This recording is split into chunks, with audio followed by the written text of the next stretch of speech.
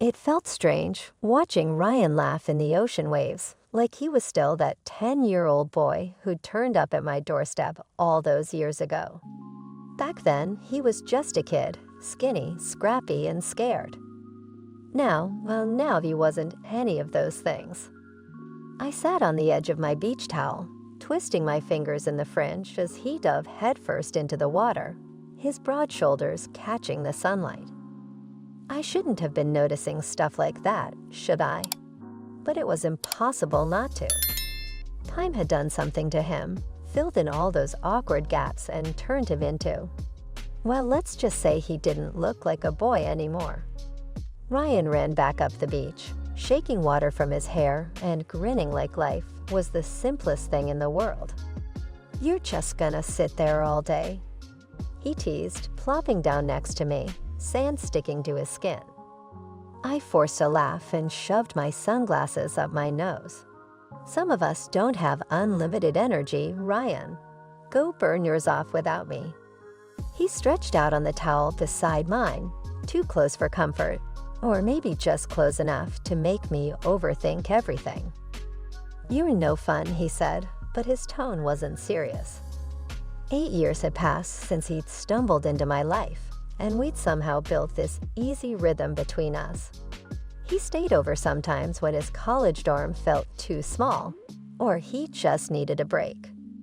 We cooked together, argued about the best way to season pasta, and watched reruns of shows that should have been left in the 90s.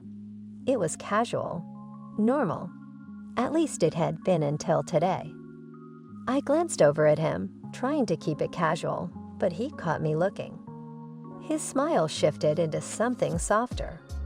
"What?" he asked, leaning back on his elbows, his hair still dripping onto his shoulders.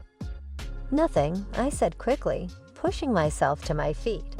"I'm getting in the water before I turn into a lobster." I made it halfway to the ocean before I felt him following me, his footsteps kicking up sand. "Thought you didn't have energy," he called, his tone teasing again. "Shut up," I shot back, but it didn't sound as sharp as I'd meant it to. When we hit the waves, it was easy to fall into that rhythm again. Splashing, diving, laughing like we didn't have a care in the world.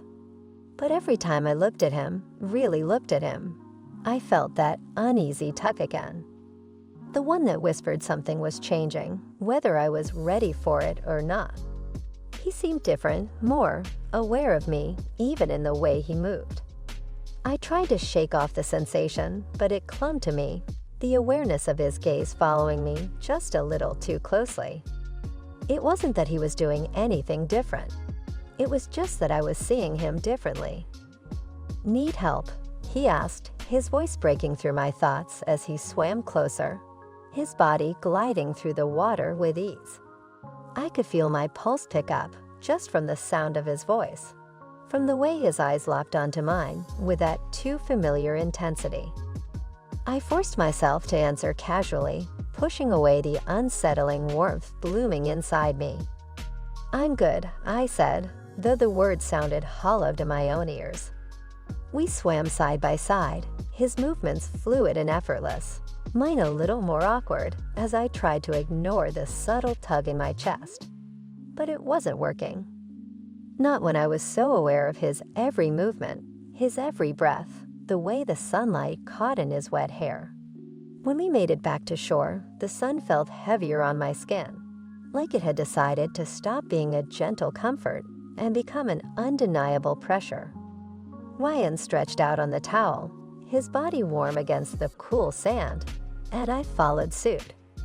But as I sat beside him, I couldn't shake the thought that had been chasing me all day. He was 18 now, a legal adult, a young man. And I wasn't. I was 34, the age when I should have known better, when I should have kept things where they belonged. But when Ryan turned his head toward me, his smile still mischievous and unburdened by anything other than the carefree nature of youth, I couldn't help but wonder, what if things were different? "What's on your mind?" Ryan asked, his voice low, teasing. Nothing, I lied, pushing my sunglasses up again, hoping the shade would hide the growing warmth on my face. Just thinking about how old I'm getting. Ryan laughed, the sound light and carefree, but there was something about the way his eyes lingered on me that made me pause. Something new. He had grown up in every way. And I was just trying to keep up with it, even though I felt like I was losing my footing. "You're not old," he said, his voice gentle now, the teasing tone replaced by something softer, more sincere. "You look good." The way he said it hit me like a punch to the gut. It wasn't the kind of compliment I'd ever expected from him. Not from the boy I'd taken in, the one I'd watched grow up, the one I'd promised I'd always protect. "Thanks," I managed, though the words felt small in my mouth. "I appreciate it." The silence stretched between us then, thick and unspoken. I could feel the shift in the air, the things neither of us was saying. He wasn't a boy anymore, and I wasn't just the woman who'd helped him all those years ago. Time had changed us both, and it was terrifying how much I could feel it now. Ryan shifted, his body turning slightly toward me, his arm brushing mine in the most casual way, but it felt like a spark. Like something had finally been acknowledged, even if we weren't ready to say it aloud. His proximity felt different, the air between us charged in a way I wasn't prepared for. "So," he said, his voice quiet now, almost tentative, "what now?" I looked at him, his face still open, still that familiar, carefree Ryan. But now there was something else there too. A question. A quiet understanding that had never been there before. I didn't know what to say. I didn't know what we were anymore. But in that moment, sitting beside him, so close I could feel the warmth of his skin, I knew that things were changing, and I wasn't sure if I was ready for it to change. The beach had a little shop by the parking lot, one of those places that sold overpriced ice cream and neon swimsuits you only wear to make a statement. We wandered in after drying off, both of us pretending to browse the racks when all we really wanted was the air conditioning. Ryan grabbed a pair of ridiculous neon green trunks off the rack and held them up, grinning like a kid. "What do you think? My style?" I rolled my eyes, trying to play it off. "You blind everyone on the beach." He smirked, that same mischievous grin that always made my heart skip a beat. "But you'd still look at me." I should have laughed it off. I should have rolled my eyes again and told him to cut it out. But instead, my stomach did this little flip, this stupid, nonsensical flip, and I had to turn away before he saw it. I grabbed the nearest hanger, anything to distract myself. "I need to try this on," I mumbled, heading straight for the fitting rooms without even checking what I'd picked up. The cubicles were cramped, the kind with flimsy curtains that barely offered privacy. I managed to wriggle into the suit, just a plain black one-piece, and I was trying to ignore the feeling of the fabric against my skin when I heard his voice. "Aurora." His voice was closer than I expected. "You okay in there?" "Yeah," I answered, trying to sound casual, but my throat felt dry. Why wouldn't I be? The curtain rustled, and before I could stop myself, I peeked through the gap. He was right there, just outside, his face unreadable but intense. I don't know why, but I opened the curtain a little wider. He stepped closer. "I don't think this fits," I whispered, though it fit just fine. Ryan didn't answer. His eyes flicked to mine, and something passed between us. Something I couldn't pretend I didn't see, even if I wanted to. Then, without warning, he kissed me. Right there, in that cramped little fitting room, with the world outside it. It wasn't graceful. It wasn't planned. But in that moment, it was the only thing that made sense. When he pulled back, I was too stunned to speak. He smiled, that same little smile that was both familiar and new, his lips still curved like he was trying to read me. "You're not a kid anymore." I finally managed to say, my voice shaking. It wasn't an accusation. It wasn't even a question. It was just a fact I'd been avoiding. Ryan just looked at me, his gaze steady, sure. "Neither are you," he said, his voice low but soft. "But you've always been my Aurora." I didn't know what that meant, not really.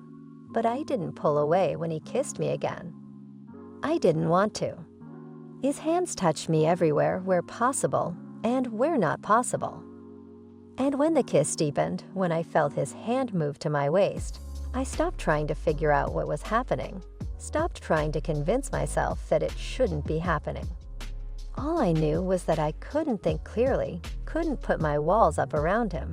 Not now, not with him standing this close, with his breath mingling with mine. We both knew something had shifted between us, something that wasn't easily put back. I wasn't ready for it, not in the way I thought I should be, but I didn't stop him.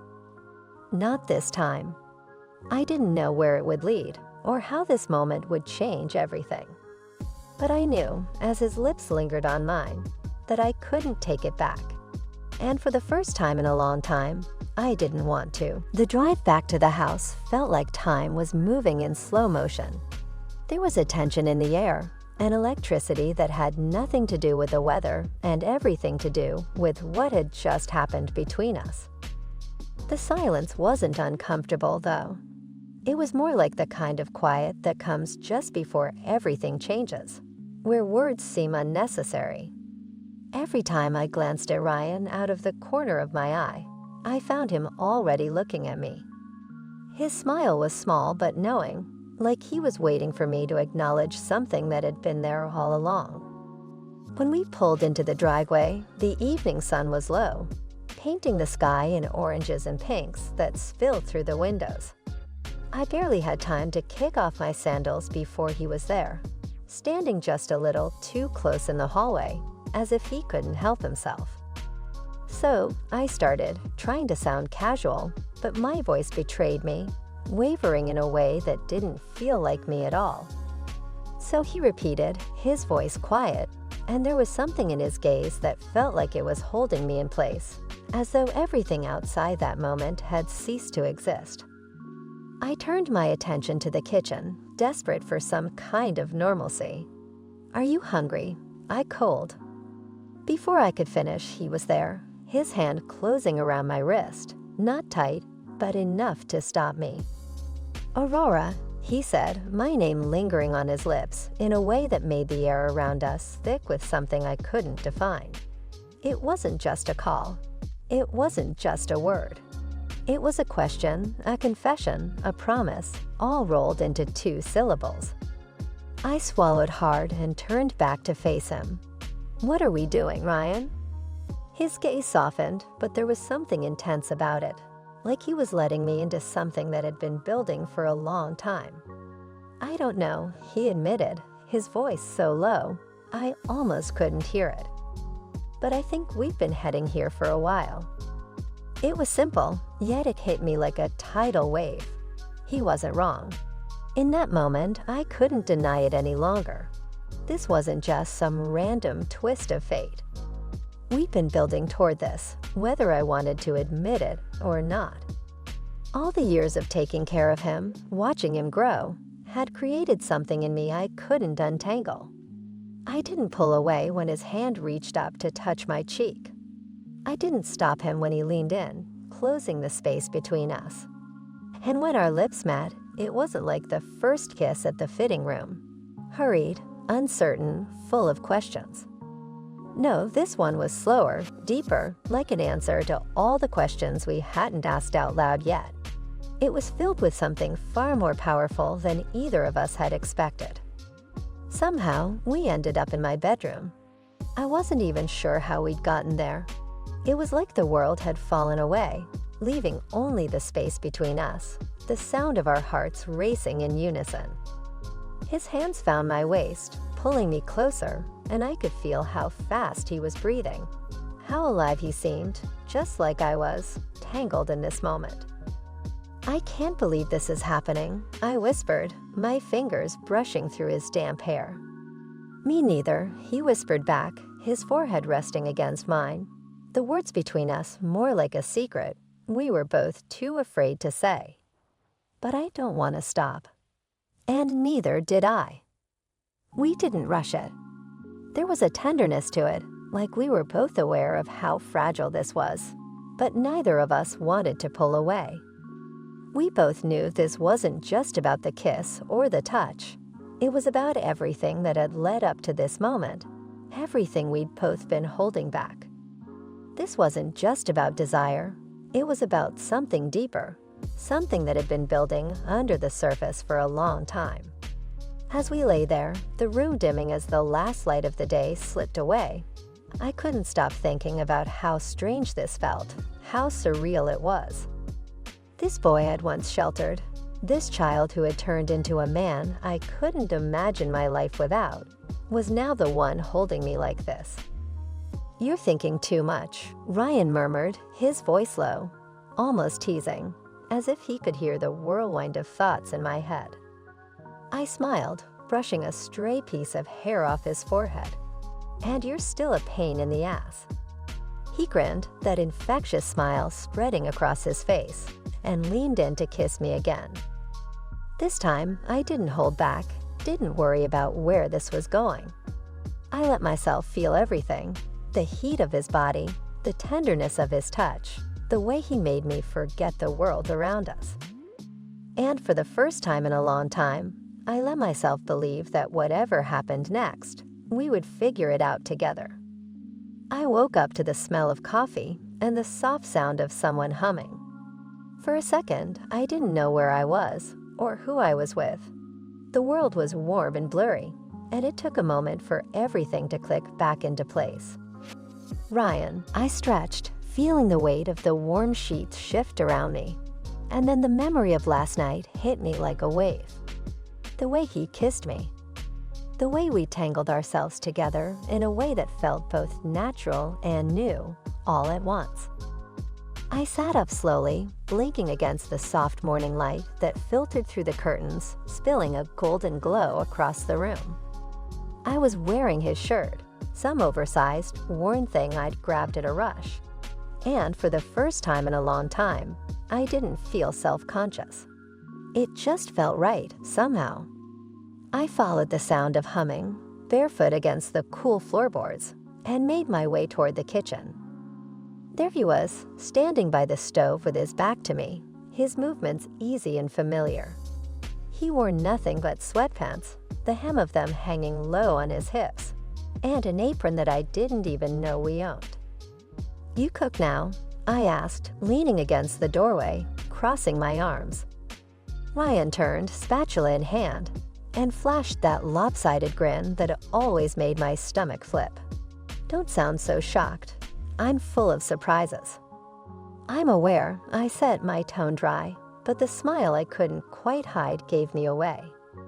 He plated something that looked suspiciously like pancakes, though they were a little lopsided. He set the plate down in front of me with a casual ease. "I figured you could use breakfast after last night." I raised an eyebrow, fighting the urge to laugh. "You mean after you kept me up half the night?" He shot me a look, his smirk deepening. "Not my fault. You were a very willing participant." "Fair point," I muttered, sitting down at the table.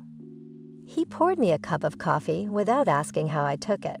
That small, thoughtful gesture making something warm settle in my chest. I watched him move around the kitchen, his movements confident and sure. When had he stopped being the boy who used to raid my fridge late at night and started becoming this man who seemed so effortless in everything he did? "You're staring," he said, his voice breaking into my thoughts as he slid into the chair across from me. "Maybe I am," I admitted, taking a sip of the coffee, trying to hide the sudden warmth that crept up my neck. "Good," he said, his eyes locking with mine, steady and intense. "I like it when you look at me." The way he said it, so calm, so certain, made me feel like I was both about to laugh and crawl under the table at the same time. Instead, I reached across the table, my fingers brushing his. "Thanks for this," I said softly, my voice holding more than just gratitude for pancakes. It was everything I couldn't put into words. He turned his hand over, lacing his fingers with mine. "I should be thanking you," he said, his voice quiet but earnest. "For everything. For letting me in all those years ago. For last night, he trailed off, his gaze flickering like he was searching for something he couldn't quite find. "You don't have to say it," I said, squeezing his hand, my heart beating in sync with his. "I know," he replied, but his eyes stayed locked on mine. There was a weight to them, something deeper than I could put into words. "But I want to. I want you to know that you're everything to me." The words hung between us, fragile and perfect, like a delicate promise I hadn't realized I'd been waiting for. I didn't know how to respond, didn't know what to say back, so I didn't say anything at all. Instead, I stood up, walked around the table, and slid into his lap, my arms wrapping around his neck. "You're everything to me, too," I whispered, my voice barely a breath against his ear. Before he could say anything else, I kissed him. It wasn't rushed. It wasn't desperate. It was slow, warm, like the kind of kiss you give when you know you have all the time in the world, when the rest of the world feels far away, and the only thing that matters is right here, right now. And for that moment, it truly felt like we did. After breakfast, we stayed curled up on the couch for a while, talking about everything and nothing at all.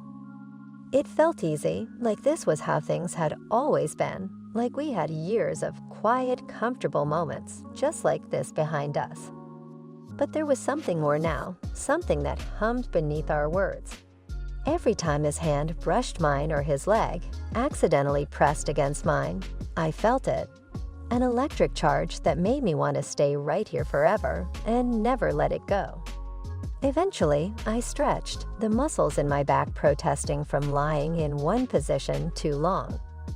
Glancing at the clock, I mumbled, I should probably take a shower, mostly to break the silence that had stretched between us, even though it wasn't uncomfortable.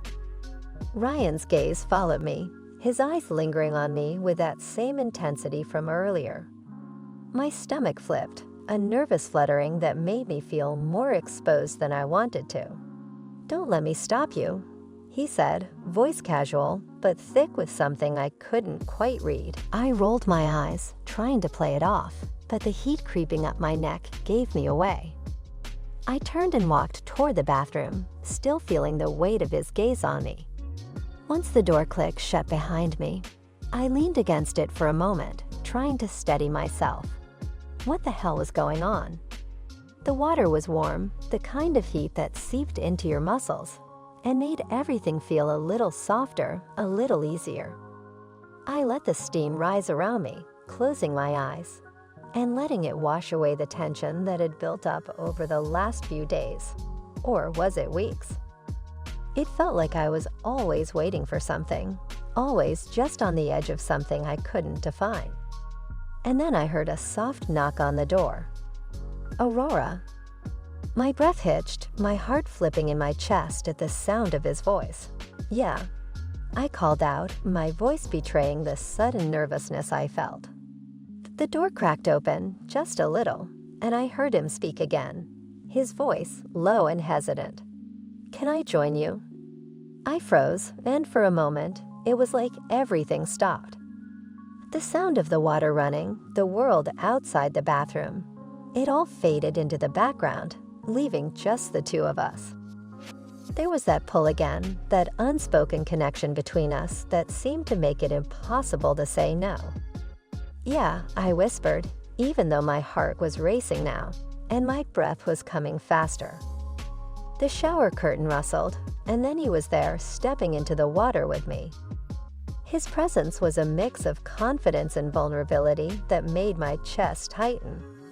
His hands brushed lightly against my shoulders, sending shivers down my spine. I turned to face him, the water cascading between us, a barrier that didn't feel like it belonged.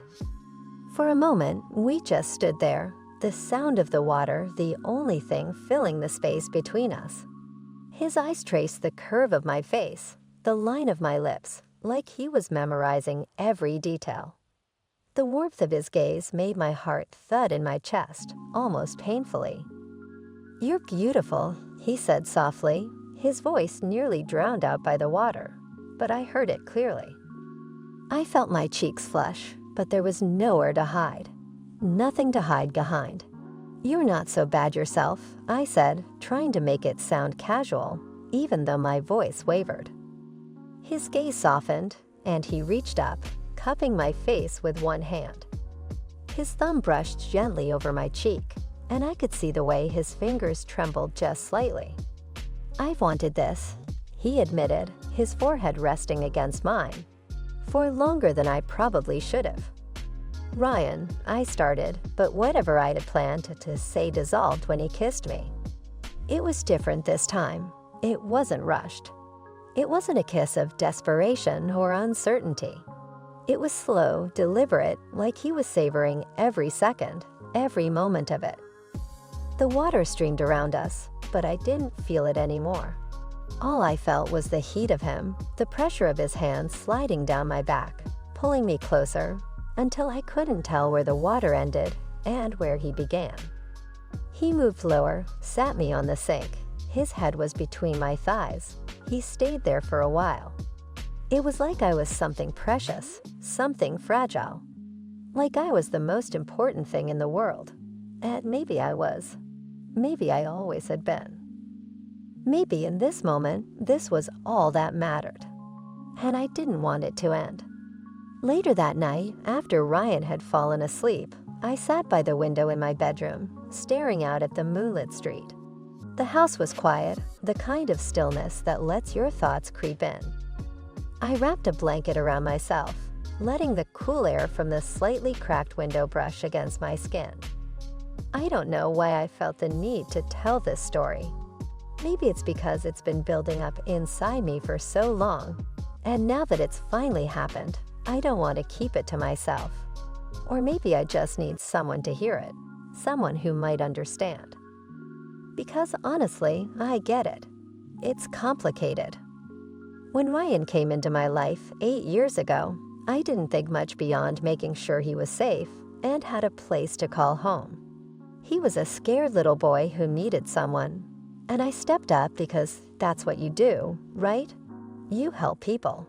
You don't think about where it's going to lead or how it might change you. But time does funny things. It stretches and shifts and blurs the lines you thought were so clear.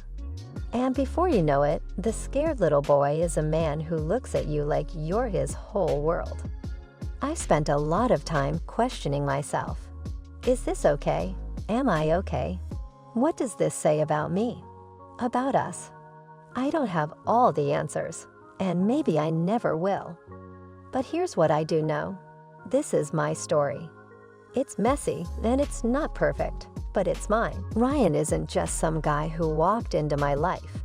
He's someone who knows me better than anyone, who's seen me at my worst and stayed anyway. He's not a kid anymore, and I'm not the same person I was 8 years ago. We've grown, together and apart, and somehow ended up here. So if you're listening, I hope you don't judge me too harshly. Or maybe you will. Either way, I've made my choice. I turned back to look at him, sleeping peacefully in my bed, and felt that same pull I've always felt with him. Something undeniable, something real. And if that's not enough, I don't know what is.